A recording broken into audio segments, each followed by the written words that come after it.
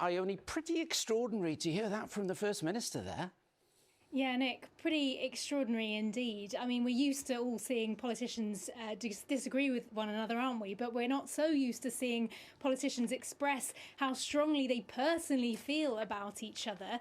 Now, obviously, we heard there that these comments by Mark Drakeford seem to be in response to the Prime Minister's handling of that French travel ban just before Christmas, after there was that new variant discovered here in the UK. But I think his comments kind of point to a wider trend that we've seen a bit over the last year of, at times, quite frosty relationships between the Welsh Government and the UK Government, whether that's about the handling of COVID, the handling of Brexit, or rows over whether or not the UK Government respects devolution. Now, today, Number 10's spokesman responded to these claims and said that there had been numerous calls throughout the pandemic between the UK Government and the Welsh Government. But in terms of why all this really matters, other than just being a row between politicians, I think ultimately it's because, there are some things like health and education that the Welsh Government are responsible for. There are some things like vaccines and the furlough scheme that the UK Government is responsible for. Like it or not, these two governments have to work together. And if that working relationship isn't particularly good,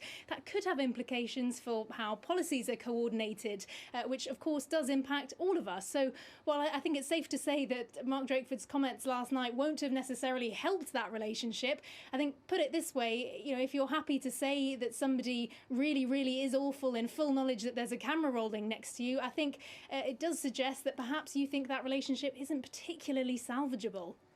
Indeed. Ione, thank you very